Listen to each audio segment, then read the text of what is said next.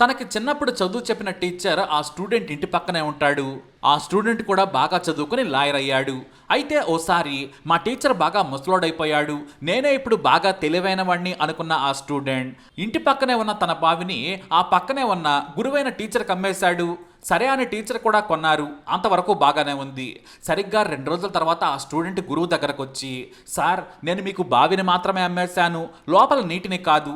మీరు కానీ నీటిని ఉపయోగించుకోవాలనుకుంటే అదనంగా డబ్బులు చెల్లించాలి అన్నాడు. గురువు నవ్వి, అవునవును నేనే నీకు ఇది చెప్పాలనుకున్నాను. నే నీళ్లు నేను వాడుకుంటే డబ్బులు కడతాలే కానీ నా బావిలో నీ నీళ్లున్నందుకు ప్రతిరోజు అద్దె కట్టాలి. ఎప్పటికీ 2 రోజులైంది, ముందు అద్దె కట్టు అన్నాడు. అంతే. అది విన్న ఆ స్టూడెంట్ భయపడి, నేను జోక్ చేశాను గురువు గారు అంటూ నవ్వుకుంటూ వెళ్ళిపోయాడు.